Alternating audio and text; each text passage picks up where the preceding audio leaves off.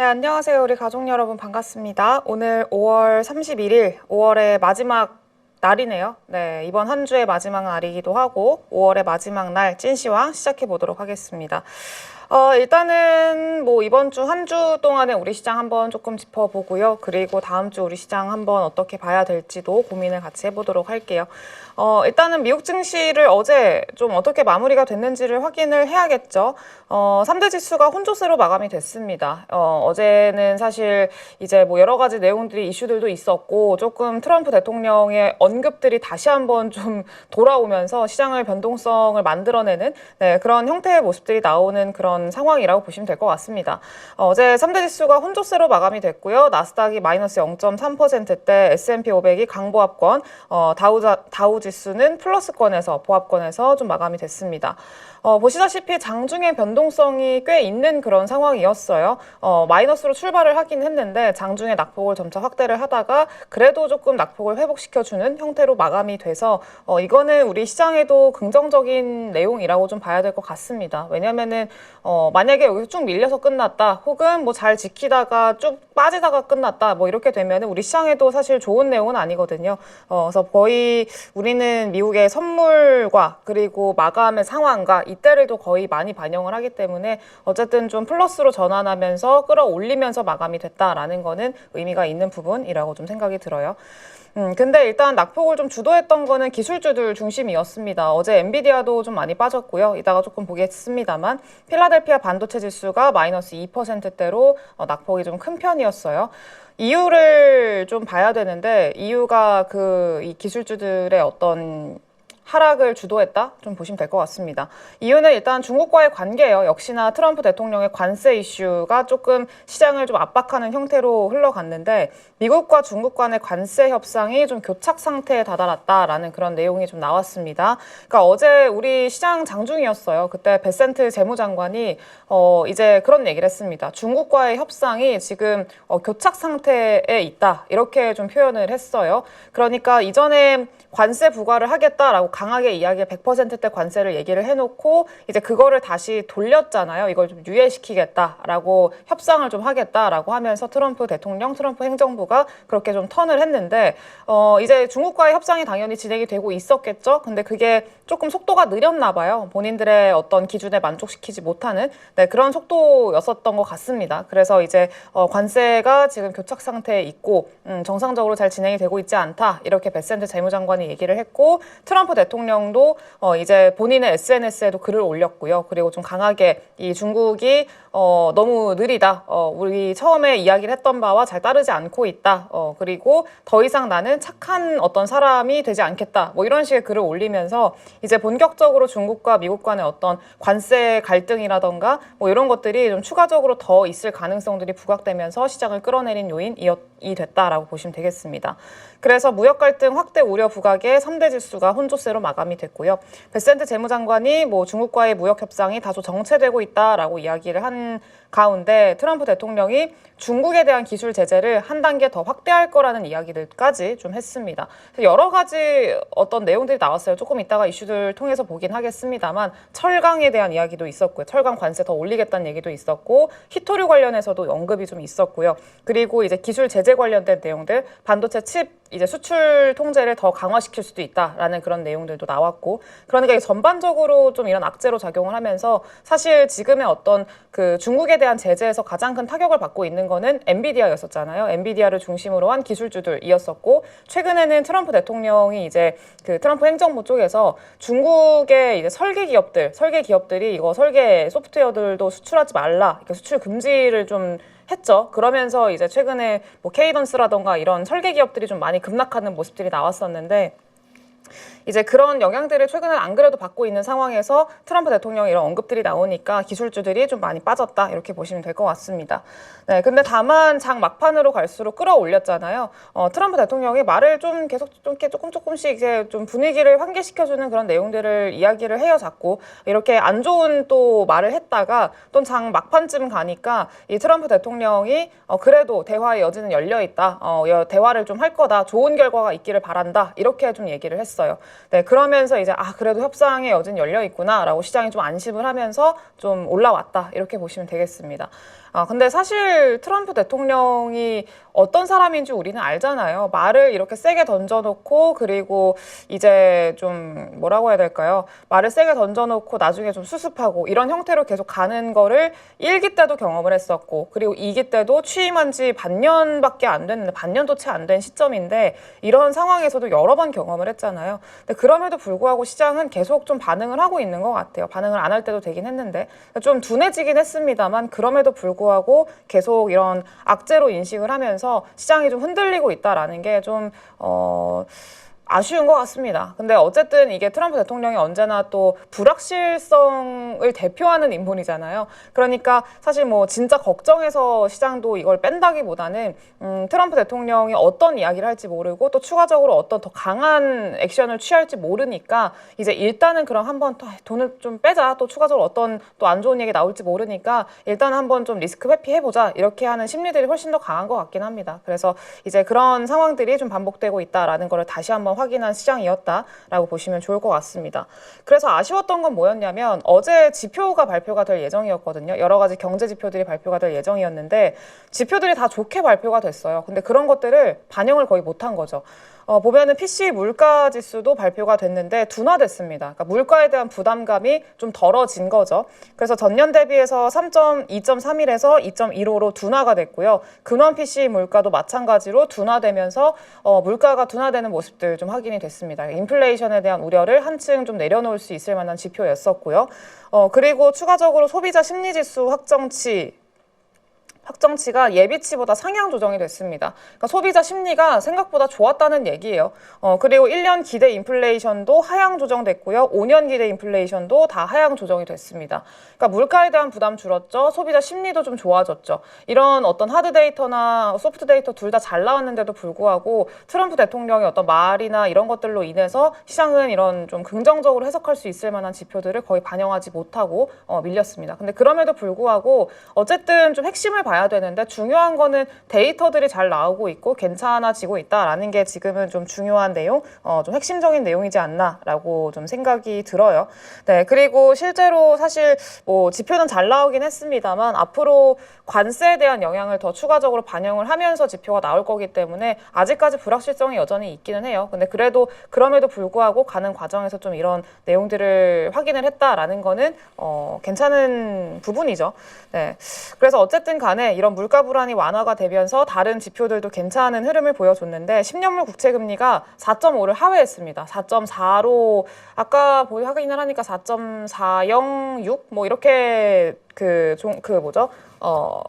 네, 흐름이 좀 진행이 되고 있더라고요. 그리고 달러 약세도 같이 여전히 좀 진행이 되고 있는 상황이라는 거 확인이 됐어요. 그러니까 전반적인 상황 자체는 우리 시장에도 괜찮은 흐름으로 이제 좀 가고 있는 상황입니다. 일단 국채 금리가 떨어지고 있다라는 거는 성장주들한테 기술주들이라던가 뭐 제약바이오 이쪽들한테는 당연히 좀 우호적인 흐름이고요. 그리고 달러 약세가 진행이 되고 있다라는 거는 달러화가 이제 상대적으로 계속해서 안정화를 찾아가고 있고 약세로 진행이 되고 있다라면은 이제 다른 달러 이외의 그 국가들의 통화들이 있잖아요. 뭐 유로화도 될 수 있고, 뭐 엔화도 될 수 있고, 위안화라던가 우리나라의 원화라던가 이런 다른 국가의 그 통화들이 전반적으로 이제 달러 대비해서 강세를 보이고 있는 그런 상황이기 때문에 외국인 투자자들의 자금이 안정적으로 좀 들어올 수 있을 만한 그런 환경을 마련해주고 있다라는 큰 틀에서 봤을 때는 여전히 우호적인 흐름이 좀 진행이 되고 있다라고 보시면 될 것 같습니다. 그래서 이제 달러 약세가 좀 진행이 되고 있다라는 게 상당히 좀 의미가 있다고 생각이 드는 게 우리 시장이 사실 그 달러화가 저렴해진 지, 그러니까 우리 원화가 강해진 지는 좀 됐잖아요. 5월 초중순부터 본격적으로 좀 원화가 이제 원달러 환율이 꺾이기 시작을 했고, 근데 그럼에도 불구하고 시장에는 이 외국인들이 들어오질 않았단 말이에요. 근데 보통 이렇게 좀 꺾이기 시작을 하면 외국인들이 좀 들어와 줘야 되는데 외국인 투자자들이 안 들어오니까 이게 왜 이럴까에 대한 고민을 또 우리가 같이 했었잖아요. 근데 결국에는 그건 것 같아요. 결과적으로 봤을 때는 안정화가 되지 않았다라고 외국인들은 좀 판단을 했던 것 같습니다. 그래서 이 급격하게 원달러 환율이 훅 떨어지니까 이게 잠깐 떨어졌다가 반등이 나올 건지 아니면은 안정화를 찾아 나가는 그런 과정인 건지에 대한 고민이 좀 아리까리했던 것 같아요. 그래서 이제 그거를 확인을 하는 시간이 필요했던 거고 이게 어느 정도 좀 확인이 되고 안정화를 좀 찾아 나가는 것 같은 흐름들이 보이니까 이런 달러 약세나 그런 그 외 다른 국가들의 통화들이 좀 강한 그런 흐름들이 안정화될 걸로 보이니까 이제 외국인들 입장에서는 이제 좀 들어가도 되겠는데? 라는 좀 판단이 서게 된 거죠. 네, 그래서 이제 슬금슬금 좀 들어오고 있는 추세라고 보시면 좋을 것 같습니다. 네, 그래서 이런 환경들은 있었다. 네, 다만 여전히 이제 트럼프의 말 한마디에 흔들리는 시장이라는 거는 여전히 변함이 없기 때문에 요거는 조금 아쉽기는 합니다만 변동성을 야기할 수는 있어도 그 변동성은 이제 좀 지나가는 노이즈에 불과하기 때문에 여전히 우리 시장 굉장히 투심은 살아있는 상황이거든요. 낙관적인 상황이고 그렇기 때문에 사실 뭐 이런 변동성 때문에 잠깐 좀 출렁인다라고 하더라도 오히려 그때는 좀 기회가 된다거나 아니면은 이제 그때는 너무 크게 뭐 걱정을 한다던가 뭐 이럴 필요는 없는 상황이지 않나라고 좀 생각이 듭니다. 그래서 요거는 뭐 트럼프 대통령이 아까 SNS에 올렸던 글을 좀 따온 건데 본인이 착한 남자라는 말이 무색하게 이 중국이 우리와의 합의를 그러니까 미국과의 합의를 완전히 위반했다 이렇게 좀 글을 올렸어요. 네, 그래서 이런 게 있었고 그리고 트럼프 대통령이 이제 이야기를 한 거 아까 철강 이제 중국에 대한 규제를 점점 또 강화시키고 있다, 점점 더 압박시키고 있다라고 얘기를 드렸었죠. 그거에 대한 그 내용 중에 하나인데 로이터에서 보도를 한 겁니다. 트럼프 대통령이 철강 관세를 기존에 25%였었는데 50%로 두 배 정도 인상하겠다라고 얘기를 했다고 해요. 이거에 후퇴는 없다 이렇게 얘기를 했습니다. 이거 취소 없다 뭐 이렇게 얘기를 했는데 사실 트럼프 대통령이 뭐 취소 없다고 해놓고 취소를 한 적이 또 한두 번이 아니기 때문에 완전히 100% 신뢰를 할 수는 없습니다. 이거를 뭐 전략적인 의도로 좀 중국을 압박하는 의도로 그냥 이렇게 던지는 듯한 어떤 이야기일 수도 있고요. 네, 근데 어쨌든 간에 뭐 철강 관세를 2배 인상을 하겠다라고 얘기를 했어요. 그러면은 여기서 같이 좀 따라올 수 있는 게 뭐 현대제철이라던가 그리고 철강 관련된 기업들 있잖아요. 포스코 홀딩스라던가 이런 기업들 좀 같이 따라올 수 있겠죠. 물론 이렇게 철강 관세를 이렇게 매겨버리면은 당연히 기존의 철강주들한테는 좋지 못합니다. 뭐 미국한테 수출하는 물량이 분명히 있기 때문에 당연히 안 좋죠. 근데 중요한 건 뭐냐면 우리나라가 이제 전체 이런 총량으로 봤을 때 미국으로 수출하는 철강량이 굉장히 미미합니다. 네, 그래서 전체 수출량으로 봤을 때는 철강 그리고 그 안에서 미국한테 수출하는 양이 1% 정도밖에 안 돼요. 그러니까 굉장히 적은 수준인 거고 그리고 이 기업들 같은 경우에는 지금 미국에다가 새롭게 또 공장 증설하겠다, 공장 짓겠다 이렇게 얘기를 해놓은 그런 상황이잖아요. 네, 그렇기 때문에 오히려 이렇게 철강 관세가 이제 부과가 되면은 상대적으로 이런 미국의 어느 정도의 생산 능력을 보유하고 있는 이런 기업들 같은 경우에는 그리고 보유를 할 예정인 이런 기업들 같은 경우에는 조금 추가적인 어떤 모멘텀적으로 기대감이 반영될 수 있다 이렇게 좀 보셔야 될 것 같습니다. 근데 아직까지 뭐 현대제철이나 뭐 포스코홀딩스 이런 종목들 바닥권에서 좀 돌고 있어서 뭐 단기적으로 어떤 매매적인 측면에서의 활용은 좀 가능할 수는 있겠습니다만 이게 뭐 크게 길게 가는 그런 형태의 어떤 움직임들은 조금 제한적이지 않을까 생각이 들어요. 조금 더 지켜봐야 될 필요는 있지 않을까라고 생각이 듭니다. 오늘도 그 영웅문 키움이 점검 중이더라고요. 그래서 이제 맨날 토요일마다 점검을 열심히 하고 있어서 오늘도 조금 이걸로 대체해서 볼게요. 네. 아무튼 현대제철도 최근에 뭐 보시면 아시겠지만 또 꽤 많이 올라왔어요. 뭐 주가 흐름 보시면은 이제 최근에 이때죠. 이때도 그 미국의 철강 관세나 뭐 이런 것들로 인해서 그리고 미국에 투자하겠다라는 것들로 인해서 뭐 반사수의 기대감 이런 걸로 이때 이렇게 한번 좀 급등이 나왔었는데 이러고 나서 거의 다 대부분 반납을 했다가 다시 2차적으로 반등이 나오고 있는 상황이거든요. 그래서 뭐 전고점 구간 뭐 3만 원대, 3만 1,000원대죠. 3만 1,000원 정도 뭐 그 정도 구간까지는 뭐 상단을 노려볼 수는 있어도 여기서 전 고점을 돌파를 해서 쭉 끌고 올라간다에 대해서는 조금 더 고민을 해볼 필요가 있지 않을까라고 좀 생각이 듭니다. 네, 근데 만약에 지금 뭐 다른 이제 우리나라 또 정책상의 그런 기대감들이 있잖아요. 저평가돼 있는 저 PBR 그리고 뭐 배당주들 그리고 뭐 이제 자본 가치 대비해서 너무 이제 주가가 낮은 그런 기업들 뭐 이런 기업들 같은 경우에는 또 다시 한번 좀 제 가치를 찾아 나가는 그러니까 저평가돼 있는 부분들이 제 가치로 돌리는 네, 그런 형태의 흐름들을 기대하는 어떤 모멘텀이 유입이 된다라고 하면은 그러면은 이제 그때는 또 추가적으로 어떤 시세에 대한 상방을 기대해 볼 수는 있겠습니다만 그거는 조금 더 지켜봐야 될 문제인 것 같고요. 근데 어쨌든 현대제철 기준으로 말씀을 드린다면은 좀 그렇고 그리고 뭐 포스코홀딩스 같은 경우에도 최근에 좀 올라오고 있기는 해요. 포스코홀딩스도 마찬가지로 최근에 좀 올라오고 있는 그런 상황인데 여기 바닥에서 이렇게 찔끔 고개를 내밀었어요. 고개를 좀 내밀었고 61선 돌파나 이런 것들은 아직까지 하고 있지는 못하는 상황인데 그래도 어쨌든 이 이평선들 좀 모아놓고 있는 그런 상황이고 굉장히 오랜 기간 동안에 좀 하락 추세를 유지를 했었잖아요. 이때 한번 좀 턴을 하나 싶었는데 역시나 좀 브레이크를 너무 빨리 잡았던 것 같아요. 그러니까 사실 이거는 여러 번 좀 기술적으로 말씀을 드렸던 부분이기는 합니다만 오랜 시간 동안에 길게 좀 이렇게 빠진 종목들이 있잖아요. 주가상으로 많이 밀렸던 종목들. 근데 이런 기업들 같은 경우에는 바로 이렇게 V자 반등이 나오는 게 굉장히 쉽지가 않습니다. 왜냐면은 일단은 뭐 이런 식으로 좀 매물대가 많이 쌓여 있는 사실 이전에 물려있던 그 물량들이 이렇게 빠질 때마다 사실 물타기를 좀 진행을 하는 경우들이 굉장히 많거든요. 네, 그러니까 뭐 물량들이 계속 여기 물려 있는 거죠. 물려 있고 매물대도 많이 쌓여 있고 그래서 이거를 다 소화하고 한 방에 좀 끌어올리기가 뭐 엄청난 뭐 예를 들어서 최근에 뭐가 있죠? 그 현대건설처럼 뭐 빅베스라던가 뭐 이런 어떤 엄청난 그 좀 털어내는 어떤 호재라던가 아니면은 뭐 매물대를 다 잡아먹을 수 있을 만큼의 어떤 수급이라던가 네, 이런 것들이 강하게 들어오지 않는 이상은 이 V자 반등이 사실 쉽지가 않습니다. 네, 그러면은 이게 쉽지 않으면 어떻게 돼야 되냐? 한번 당연히 여기 올랐다가 이런 식으로 옆으로 좀 박스권을 횡보하는 그래서 이전의 매물을 어느 정도 소화를 해주는 그런 기간 조정이 좀 필요해요. 네, 근데 그런 기간을 지금 포스코홀딩스는 좀 만들어주고 있는 거 아닌가라고 좀 생각이 듭니다. 네, 그래서 이제 포스코홀딩스 같은 경우에는 좀 그렇고요. 그래서 아마 포스코홀딩스뿐만이 아닐 거예요. 뭐 이렇게 긴 기간 동안에 계속 바닥을 박박 기어온 그런 종목들이 꽤 많기 때문에 아마 그런 기업들도 대부분 비슷한 흐름들을 좀 예상을 해봐야 되지 않을까 싶어요. 네, 그래서 어쨌든 철강관세 관련된 내용들이 좀 있었고요. 그리고 미국의 제재 기업 자회사까지 옥죄다. 제가 아까 뭐 기술주들이 타격을 많이 받았다라고 말씀을 좀 드렸잖아요. 네, 근데 대표적으로 이제 뭐 엔비디아 그 종목들을 안 봤군요. 네.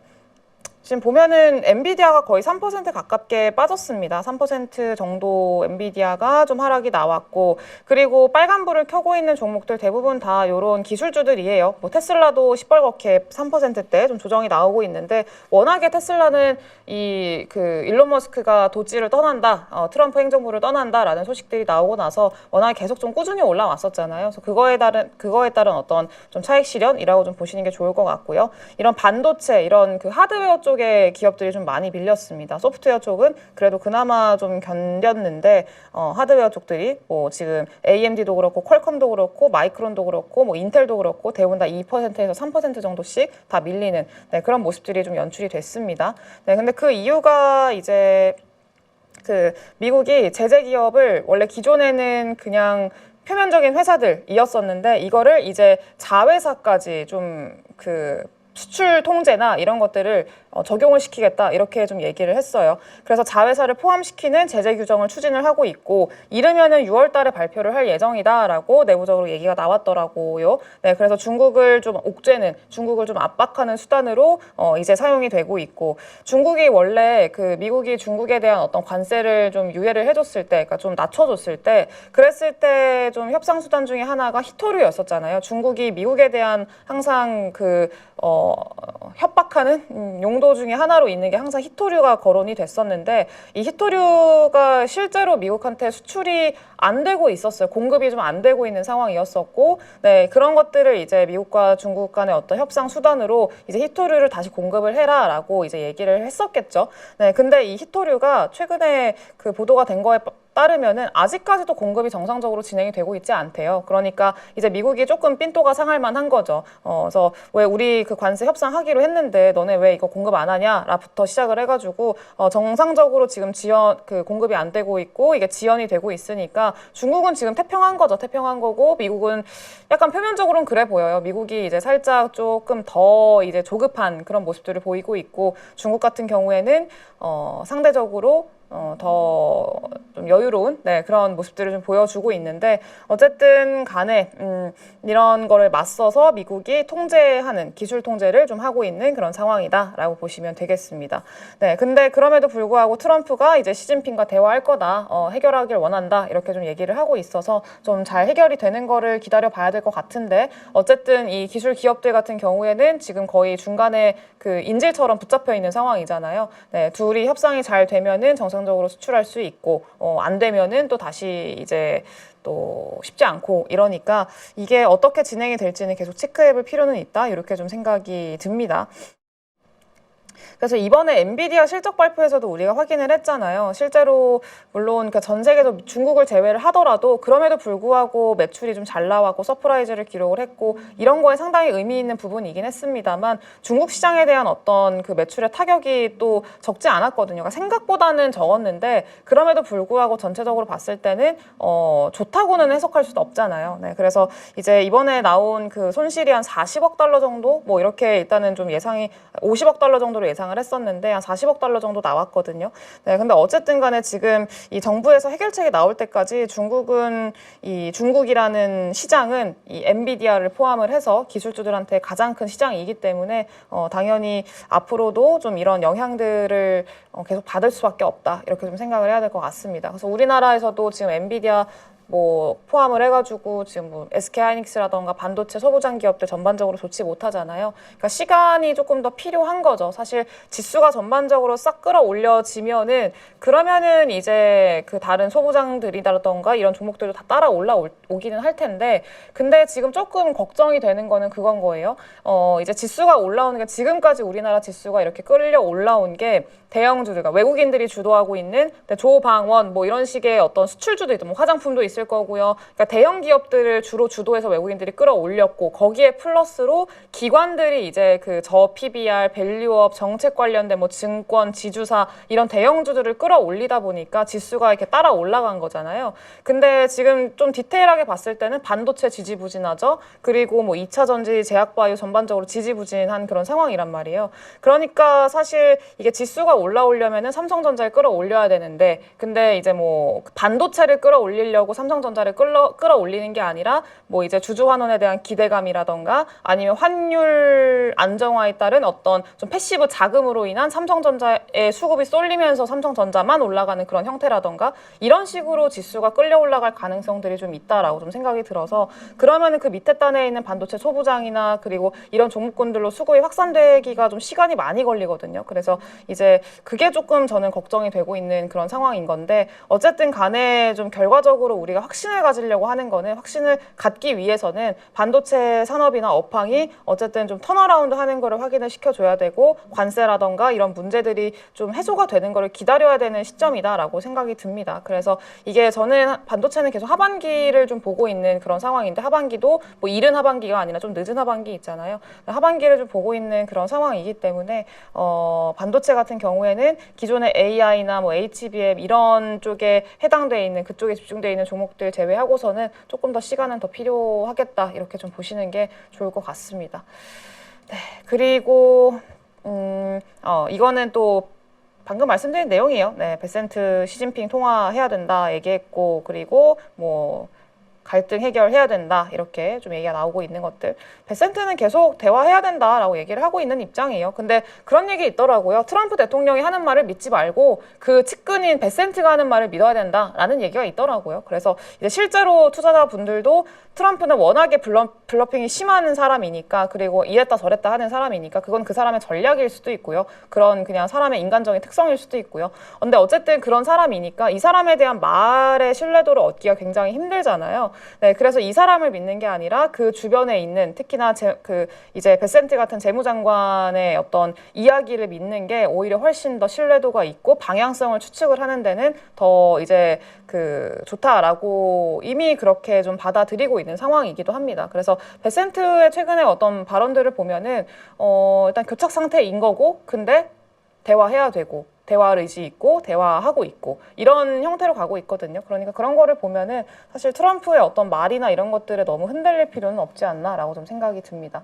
그리고 요거는 이제 미국 시장에는 좀 악재인데요. 미국에 투자하시는 분들한테는 악재인데 우리나라 시장한테는 그래도 괜찮은 흐름, 좀 호재거리라고 생각을 해서 들고 왔어요. 네, 트럼프 대통령이 외국인 투자에다가 벌칙세를 추진을 하겠대요. 그러니까 그 미국 증시에 투자하는 외국인 투자자들한테 이제 벌칙 세금을 더 내게 하겠다라는 거죠. 그래서 20%인가 더 내게 하겠다 뭐 이렇게 얘기를 했던 것 같은데 어쨌든 월가 쪽에서 반응은 미국 시장의 대형 악재다. 사실 외국인 투자자들이 만약에 뭐 미국 증시에 투자를 하는데 세금을 20%나 더 내야 돼요. 그러면은 당연히 부담이 될 수밖에 없잖아요. 세금에 대해서는. 네, 그러니까 이 외국인 자금들이 이탈될 가능성이 커지는 거고, 그러면 그 이탈된 자금들, 그러니까 20%라는 세금을 고려를 했을 때 그 20% 사실 없는 국가에다가 투자를 하면은 미국에 투자를 하는 것보다 20%는 플러스로 사실 시작을 한다라고 해도 무방하잖아요. 그렇기 때문에 오히려 다른 국가들한테 좀 투자를 할 가능성이 조금 더 높아지지 않나라고 좀 생각을 해볼 수 있을 것 같아요. 그러니까 지금 뭐 트럼프 대통령이 이런 벌칙세를 추진을 하는 거는 외국인 투자자들이 싫어서가 아니라 계속 재정 적자, 세금 더 많이 걷어야 되고 막 이런 그 문제 직면에 있는 상황이잖아요. 그렇기 때문에 이렇게라도 그러니까 여러 가지 방법들을 강구를 하고 있는 것 같아요. 그러니까 이게 지금 이렇게 통과된 거는 아니거든요. 네, 그래서 지금 뭐 하원 통과해야 되고 상원 통과해야 되고 지금 그런 상황인데 법안이 지금 발의가 된 거이기는 해요. 근데 어쨌든 간에 뭐 이게 진짜로 진행이 될지는 모르겠습니다만 트럼프 대통령 그리고 트럼프 행정부 쪽에서는 지금 워낙에 미국에 돈이 없기 때문에 이 돈들을 많이 재정 적자나 이런 것들을 해결하기 위해서 세금을 좀 거두려는 여러 가지 방법들을 강구하고 있는 상황이다라고 보시면 될 것 같아요. 그리고 의미가 있는 거는 이런 벌칙세나 이런 재정 적자를 메우기 위해서 하는 이런 어떤 좀 이런 방안들이 있잖아요. 이런 것들에 의회도 어느 정도 공감을 하고 있다라는 게 좀 의미가 상당히 있다라고 좀 생각이 듭니다. 그래서 이제 어쨌든 뭐 이게 진행이 될지는 모르겠어요. 그러면 만약 이렇게 되면은 좀 상당히 좀 그렇죠. 그래서 뭐 그렇다고 해가지고 미국 증시가 그 독보적인 미국 증시라는 가지고 있는 그 독보적인 어떤 의미를 다 잃지는 않겠습니다만 상대적으로 다른 시장의 매력도가 조금 더 올라갈 가능성은 충분히 있는 거죠. 네, 그래서 우리 시장한테는 그래도 긍정적인, 우호적인 그런 기대감을 좀 가져볼 수 있겠다. 그래서 미국이 벌칙세 그리고 우리나라는 뭐 밸류업 뭐 이런 것들이 같이 진행이 된다라고 하면은 상대적으로 한국 시장에 대한 메리트는 더 높아질 수 있는 거죠. 네, 그래서 그렇게 좀 보고 있고요. 그리고 요거는 지금 그래서 저는 다음 주 시장을 6월이죠. 6월 달 시장을 저는 상당히 긍정적으로 보고 있습니다. 괜찮게 저는 보고 있는 그런 상황이고, 이게 다음 주에 우리가 빨간 날이 많잖아요. 화요일 맞죠? 화요일 날 우리 대선으로 휴장이죠. 그리고 금요일도 빨간 날이어서 휴장이죠. 그러니까 남아있는 날이 월요일, 수요일, 목요일 이렇게 3일밖에 없잖아요. 중간중간 핑퐁이니까. 네, 그러니까 다음 주 시장은 당연히 뭐 그렇게 좋지는 못할 텐데, 근데 다음 주 시장에서는 좀 어느 정도 그 눈치를 좀 일단 보긴 해야겠죠. 그렇게 재미없는 시장이니까. 그리고 어제가 또 그 MSCI 리밸런싱 날이었어가지고 좀 그 외국인들도 많이 팔았고요. 매도를 일단 많이 했고, 그리고 다시 내일부터는 좀 채우는 그런 형태들이 나올 거예요. 네, 그래서 다음 주에는 좀 어느 정도 좀 지켜볼 필요가 있다라고 생각을 하는데, 근데 조금 더 긴 틀에서 봤을 때는 저는 향후 우리 시장이 상당히 긍정적이지 않을까, 대선 이후로도 상당히 기대감은 더 연속성 있게 가져갈 수 있지 않을까라고 좀 생각을 하고 있습니다. 그럼 결국에는 어떤 업종을 봐야 되냐라고 이제 생각을 해야 되는데, 좀 수급에서 특징을 찾을 수 있을 것 같아요. 네, 수급적으로 봤을 때 외국인들, 기관들, 연기금 어제 기준으로 했을 때 뭘 제일 많이 샀느냐, 그러니까 상위 탑 10이라고 보시면 될 것 같거든요. 많이 산 이제 종목군들. 그러니까 지금 외국인과 기관이 매수하고 있는, 되게 좀 웃겨요. 외국인과 기관이 매수하고 있는 섹터가 확실히 특징이 나뉩니다. 외국인들은 아까 앞서서도 말씀을 드렸지만 방산, 조선 이런 종목들 사고 있거든요. 그 전력기기 쪽들, 그리고 이제 엔터 이런 식으로 좀 실적이 찍히는 종목들, 기존의 주도주 업종들이 있잖아요. 기존에 우리나라가 잘하고 있는 업종들, 방산, 조선, 전력, 엔터 이런 한국이라는 K 모모가 좀 붙는 그런 업종들을 계속 사고 있고요. 그 기관들 같은 경우에는 이제 특징적으로 사는 게 뭐라고 표현해야 될지 모르겠어요. 지주사, 그리고 뭐 밸류업 관련한, 그리고 뭐 저 PBR 뭐 이렇게도 표현을 할 수 있을 것 같은데 대부분 다 어떤 느낌인지 아시죠? 네, 이런 업종들, 그리고 이제 뭐 조선, 화장품, 그리고 뭐 건설 쪽들, 뭐 이런 느낌으로 좀 대부분 사고 있습니다. 그래서 어느 정도 좀 구분이 되죠. 그러니까 어디에 좀 무게를 많이 싣고 있느냐가 구분이 되는 건데 기관들은 여기에 그 무게를 좀 상당히 많이 싣고 있고요. 그리고 외국인들 같은 경우에는 방산조선 여기에 좀 무게를 많이 싣고 있는 그런 상황이에요. 그럼 이 안에서 뭘 봐야 되냐라고 한다면 둘 다 저는 봐야 된다고 봐요. 그러니까 우리 시장이 저는 되게 좋은 것 같아요 라고 말씀을 드리는 이유 중에 하나가, 가장 큰 이유가 이전에는 시장이 별로 안 좋을 때는요, 어디 한쪽으로 돈이 쏠리고 한쪽으로 이제 좀 한쪽이 좋으면은 다른 쪽은 다 빼버리고 이쪽으로 돈이 다 쏠리고, 그리고 이쪽이 좀 너무 많이 올랐다 싶으면 또 한번 싹 빼가지고 다른 쪽으로 가고, 이런 식으로 그 당일 변동성이 굉장히 컸었거든요. 그러니까 뭐 악재가 딱히 나온 게 없는데 뭐 기존에 잘 가던 종목이 막 10%씩 빠지고, 근데 주도한 수급을 보면 기관들이 막 10%씩 다 던져가지고, 그러니까 리밸런싱 하면서 다 던져가지고 급락하고, 이런 식으로 개별 종목들의 안정성이 좀 떨어지는 게 굉장히 큰 좀 단점이기도 했었고 아쉬운 부분이었었는데, 지금은 그런 부분들이 별로 보이지 않아요. 그래서 이제 외국인이나 기관들, 어느 외국인들 슬금슬금 좀 들어오기 시작을 하면서 이제 기존에 좋았던 업종들 잠깐 쉬는 거지 다 깨버리지는 않고요. 잠깐 쉴 때는 있어도 계속 좀 상향 추세는 계속 유지를 시켜주고, 그리고 다른 업종도 마찬가지로 계속 좋고, 이런 형태가 다 같이 좀 좋은 형태가 계속 가고 있는 그런 상황이기 때문에 지금 주도주 안에 있는 이 업종들 같은 경우에는 계속해서 지금 좀 봐야 되지 않나라고 생각이 들고요. 그리고 이제 여러 번 좀 말씀을 드린 부분이기는 한데, 이게 사실 좀 큰 틀에서의 종목군들이잖아요. 기존에 이런 방산, 조선 이쪽들 같은 경우에는 그래도 조금 개별 종목들 별로 이제 모멘텀이 나눠져 있으니까 선택을 하는 게, 한 종목을 선택을 하는 게 나름 좀 수월하긴 합니다. 근데 지주사, 밸류업, 저 PBR 이쪽들 같은 경우에는 조금 이제 애매하잖아요. 하나씩 뭐 금융사들, 증권사들 이런 걸 하나씩 선택을 하는 게 쉽지 않으니까 차라리 우리 ETF를 좀 보자라고 말씀을 드려왔었습니다. 근데 요거는 여전히 좀 유효한 그런 상황이라고 좀 생각이 들고요. 그리고 어쨌든 간에 요거는 계속해서 저는 보셔야 된다라고 좀 생각이 들어요. 그리고 여기서 의미가 있는 게, 기관들이 삼성전자 많이 사고 삼성중공업 많이 사고 외국인들 삼성중공업 여기 많이 사고 그랬잖아요. 네, 근데 요거가 삼성중공업이 최근에 그런 얘기 나오더라고요. 저는 결국엔 이것 또한 그거라고 생각이 들거든요.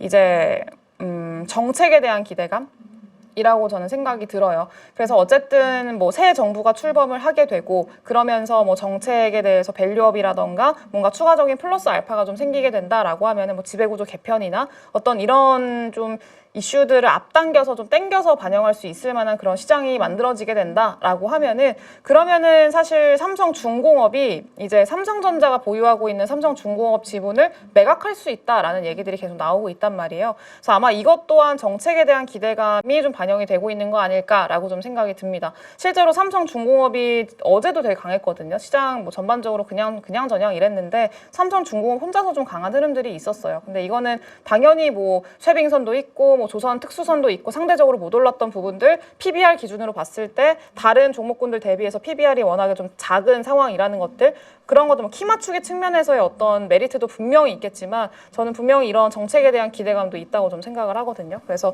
이제 이런 부분들을 계속 우리는 체크를 하면서 좀 갈 필요가 있지 않나라고 좀 생각이 듭니다. 그래서 이거는 뭐 계속 좀 보시면 될 것 같고요. 그리고 뭐 딱히 바뀐 게 없어요. 바뀐 게 없고 계속 좋은 종목들을 계속 좋다고 얘기를 하고 있는 상황이어서, 화장품, 그리고 이제 뭐 정책 관련된 종목군들, 조선방산, 그리고 원전이 하나가 빠져 있는데, 원전 같은 경우에는 반대로 외국인이랑 기관들이 제일 많이 매도한 그 상위 종목의 1등인가 2등으로 두산에너빌리티가 올라가 있거든요. 네, 근데 요거는 어제 미국 증시도 보신 분들은 아시겠지만 양자 쪽이랑 그리고 원전 요쪽들은 계속 차익 실현이 나오고 있거든요. 근데 차익 실현이 나온 그 시기가 목요일부터였었고 그 SMR이죠. 그 뉴스케일 파워가 표준 설계 인증을 따냈어요. 77메가와트짜리. 근데 이 표준 설계 인증을 따내는 게 굉장히 중요하다고 여러 번 강조를 드려왔었고 중요한 이유가 결국에는 그 본격적인 상업화를 할 수 있을 만한 기반이 마련이 된 거거든요. 그러니까 이제 계속 SMR에 대한 어떤 기준치 자체가 좀 나아가고 있는 그런 상황이기 때문에 이 SMR이 그 뉴스케일 파워가 이거를 따낸 거는 굉장히 승인을 받은 거는 굉장히 의미가 있다라고 말씀을 드렸었는데 이 승인이 생각보다 일찍 나왔습니다. 목요일 날 딱 나왔는데 근데 그럼에도 불구하고 빠졌어요. 6%인가 급락이 나왔습니다. 그거는 저는 단기적인 세론이라고 생각이 들거든요. 그래서 요거는 이제 큰 틀에서 봤을 땐 여전히 굉장히 좀 긍정적인 방향성으로 가고 있는 그런 상황이기 때문에 두산 에너빌리티를 포함을 해서 원전주들 같은 경우에는 여전히 굉장히 좋습니다. 굉장히 좋은데 지금 급하게 생각할 필요 없다고 계속 말씀을 드렸어요. 좀 여유롭게 보시고 만약에 보유하고 있지 않으신 분들 같은 경우에는 이제 지금 좀 박스권 만들면서 자리 잡고 있는 그런 구간인 것 같아요. 네, 그래서 아직까지 뭐 이제 조정받은 지 얼마 안 됐으니까 자리를 만들어가고 있는 구간인데 지금 구간에서 뭐 조급하게 생각하실 필요 전혀 없고요. 천천히 보셔도 될 것 같아요. 그래서 어쨌든 간에 이런 원전주들은 저는 굉장히 지금도 좋게 보고 있다. 방향성 여전하다라고 좀 말씀을 드리고는 있지만 그 박스권의 하단을 잡는 그런 구간들은 분명히 있어야 되기 때문에 그런 것들을 확인하는 그런 구간이고 이제 좀 빠질 때마다 조금씩 접근을 하시는 거는 괜찮지 않나 이렇게 좀 생각을 하고 있습니다. 그리고 여기에 좀 특징적으로 제가 봤던 게 그 HD 현대 인프라코어거든요. 연기금 쪽에서 들어오고 있는 근데 이 HD 현대 인프라코어가 최근에 주가 흐름을 잠깐 좀 보여드리면 네, HD 현대 인프라코어도 최근에 주가 흐름이 상당히 괜찮거든요. 그래서 이전에 사실 HD 현대 인프라코어를 굉장히 좀 좋게 말씀드렸던 이유 중에 하나가 건설 경기 회복에 대한 기대감도 분명히 있겠지만 이제 그 방산 엔진 있잖아요. 그 현대로템과 같이 좀 수혜를 받을 수 있을 만한 기업인데 이 방산 부분의 엔진이 그동안에 주목을 거의 못 받고 있는 상황이었어서 이게 좀 많이 아쉬웠거든요. 근데 그런 것들이 좀 시장에서 인식이 되고 그러면은 충분히 지금보다는 더 이제 뭔가 시장에서는 더 크게 환영을 할 수 있을 것 같은데 아직까지도 뭐 그렇게 크게 인식을 하고 있지는 않는 것 같아요. 좀 아쉬운 부분이긴 합니다만 근데 어쨌든 간에 HD현대 인프라코어도 지금 바닥권에서 열심히 바닥 다지고 지금 좀 올라오기 시작을 했어요. 전고점을 이제 돌파를 하는 게 지금은 중요한 구간이기는 합니다만 일단은 10,000원권까지는 좀 상당히 열려있는 그런 구간이긴 하거든요. 근데 최근에 중국에서 나왔던 내용 중에 하나가 96조를 투입해서 AI 그리고 디지털 경제 그런 신규 인프라를 좀 구축하겠다라고 이야기를 했습니다.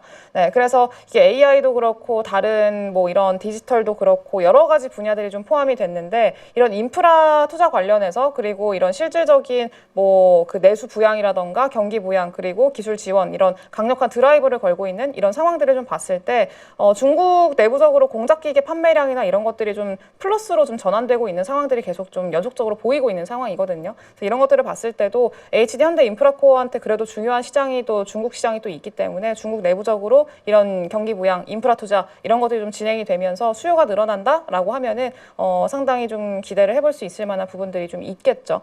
최근에는 건설주들이 상당히 좋고 그리고 그 밑에 단에 있는 건자재 기업들도 조금씩 딸려 올라가는 모습들이 보이는데 이런 흐름들로 봤을 때 건설 기계나 이런 쪽들도 같이 이제 좀 따라갈 가능성들도 생각을 충분히 해 보셔야 될 것 같아요.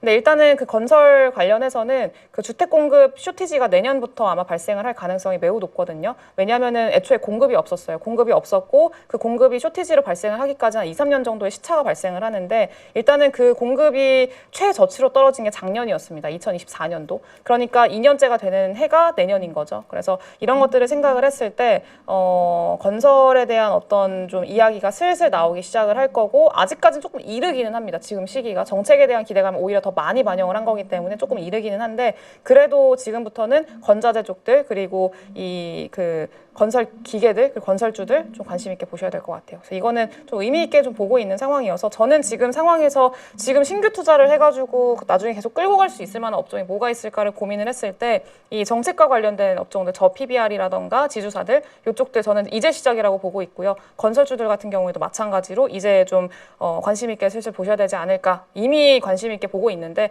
이거 진짜 지금부터 계속 좀 추리는 과정들이 필요하지 않을까라고 좀 생각을 하고 있습니다. 그래서 이제 그런 것들은 계속 의미 있게 보고 있어서 보시면 될 것 같습니다. 네, 그렇게 보면 좋을 것 같고요. 다음 주가 또 휴일이 또 많은, 앞서서 말씀드렸다시피 그런 또 한 주이기 때문에 너무 무리하실 필요 없고 시장의 흐름들 어떻게 좀 잡혀 나가는지 좀 천천히 저랑 같이 보면서 그럼 될 것 같습니다. 저는 다음 주 월요일 날 아침에 또 돌아오도록 하겠습니다. 다음 주부터 저희 좀 폼이 좀 많이 바뀌어가지고 조금 낯설 수 있을 것 같은데 그래도 우리 여러분들이 앞으로 어떻게 방향성 나가면 좋을지 그런 것들 좀 보시면서 조언도 많이 해주시고 좀 해주시면은 좋을 것 같아요. 우리 여러분들 더 이제 도움이 더 많이 되기 위해서 저희도 많이 노력하고 있으니까 많이 좀 의견을 남겨주시면 좋겠습니다. 네, 저는 다음 주에 뵙겠습니다. 주말 잘 보내시고요. 물러가겠습니다. 감사합니다.